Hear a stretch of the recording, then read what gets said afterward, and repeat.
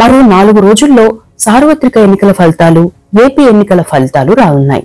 గతంలో ఎన్నడూ లేని విధంగా ఈ ఎన్నికల్లో పార్టీలు హోరాహోరీగా తలపడ్డాయి. టీడీపీ, జనసేన, బీజేపీ కూటమిగా పోటీ చేయగా వైసీపీ ఒంటరిగా పోటీ చేసింది. ఎన్నికల్లో ఒక అభ్యర్థికి ఒక ఓటు వచ్చిందంటే ప్రత్యర్థికి 2 ఓట్ల మైనస్ అయినట్లు లెక్క. అంటే ప్రతి ఓటు కీలకమే. అందుకే గతంలో వచ్చిన మెజారిటీలు కూడా చర్చకు వస్తున్నాయి.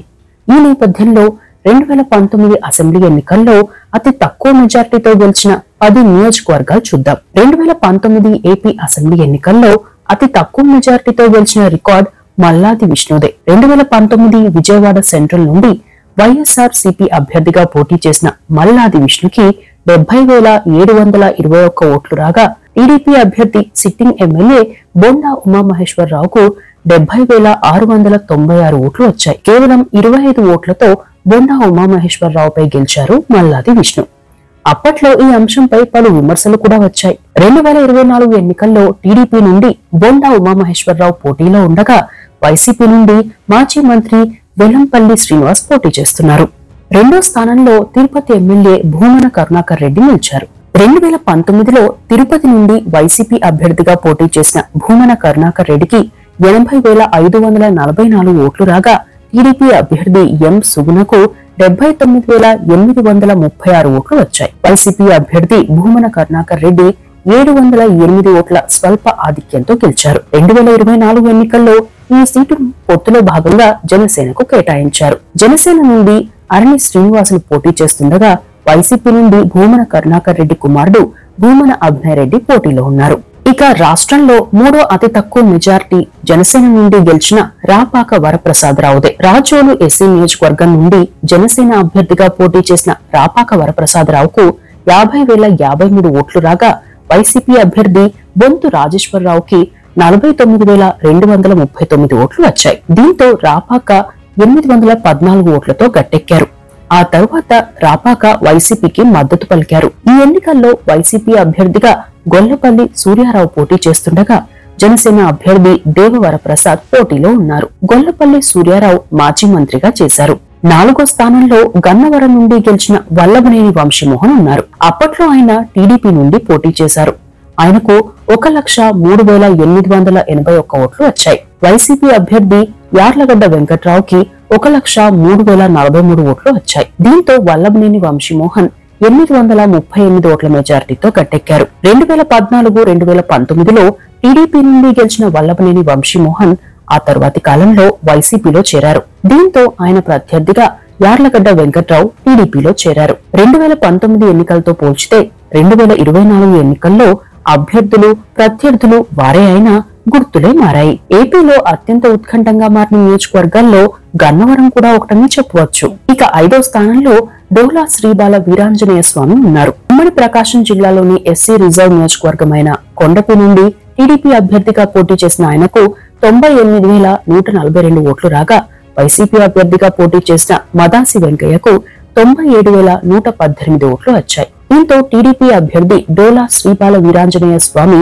1,024 ఓట్ల మెజార్టీతో గెలిచారు. ఈ ఎన్నికల్లో టీడీపీ నుండి డోలా శ్రీబాల వీరాంజనేయ స్వామి పోటీలో ఉండగా, వైసీపీ నుండి మంత్రి ఆదిమూలపు సురేష్ బరిలో ఉన్నారు. డోలా శ్రీబాల వీరాంజనేయ స్వామి 2014-2019లో వరుసగా ఇక్కడ గెలిచారు. ఇక ఆదిమూలపు సురేష్ 2019 ఎన్నికల్లో ఎర్రగొండపాలెం నుండి గెలిచారు. వైఎస్ జగన్ కేబినెట్ లో రాష్ట్ర మంత్రిగా, మున్సిపల్ అండ్ అర్బన్ డెవలప్మెంట్ మంత్రిగా ఉన్నారు.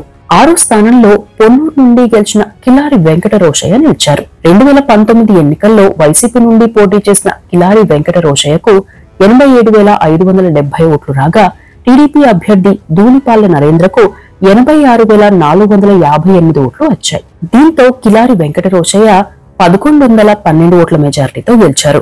1994, 1999, 2004, 2009, 2014లో వరుసగా 5 సార్లు గెలిచిన ధూళిపాల నరేంద్ర 2019లో అనూహ్యంగా ఇక్కడ ఓటమి చెందారు. ఇక 2024 ఎన్నికల్లో వైసీపీ పార్టీ అంబటి మురళీకృష్ణను బరిలోకి దింపగా, టీడీపీ నుండి ధూళిపాల నరేంద్ర పోటీ చేస్తున్నారు. అంబటి మురళీకృష్ణ మంత్రి, సత్తెనపల్లి సిట్టింగ్ ఎమ్మెల్యే అంబటి రాంబాబుకి సోదరుడు కూడా.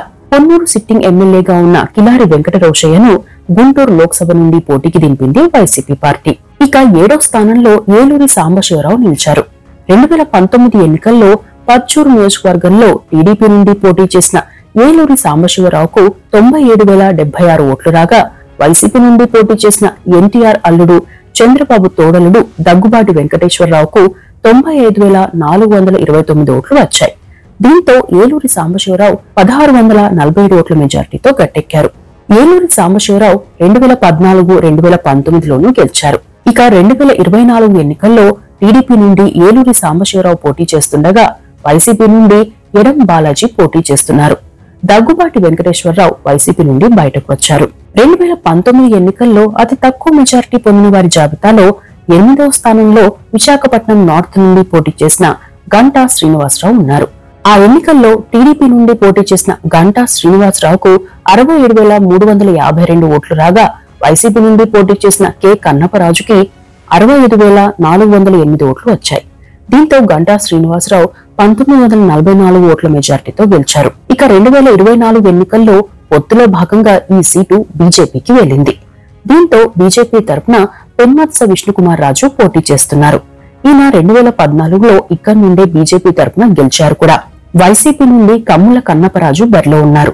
ఈ నియోజకవర్గంలోనే జై భారత్ నేషనల్ పార్టీ తరపున సిబిఐ మాజీ జేడీవీవీ లక్ష్మీనారాయణ కూడా పోటీ చేస్తున్నారు. ఇక 9వ స్థానంలో వైసీపీ ఎమ్మెల్యే పోలుబోయిన అనిల్ కుమార్ యాదవ్ నిలిచారు.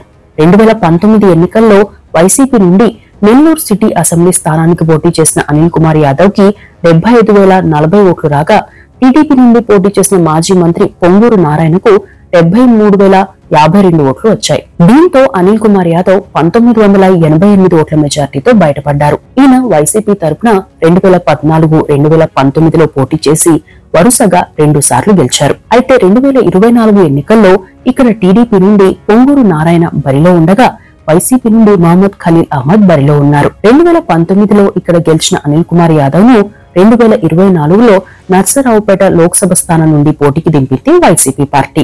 ఈ జాబితాలో 10వ స్థానంలో పయ్యావుల కేశవ్ ఉన్నారు.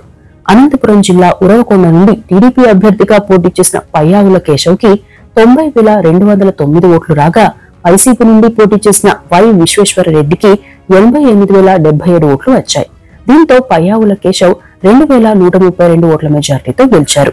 రాయలసీమ జిల్లాలో టీడీపీ 3 చోట్ల మాత్రమే గెలిచింది. కుప్పం నుండి చంద్రబాబు నాయుడు గెలవగా, అనంతపురం జిల్లా హిందూపురం నుండి నందమూరి బాలకృష్ణ గెలిచారు. ఉరవకొండ నుండి గెలిచిన పయ్యావుల కేశవ్ 3వ వారు. రాయలసీమ పరిధిలో ఉన్న 8 లోక్సభ సీట్లలో ఒక్కటి కూడా టీడీపీ గెలవలేకపోయింది. ఇక పయ్యావుల కేశవ్ 2004-2009లో గెలవగా, 2014లో ఓడిపోయారు.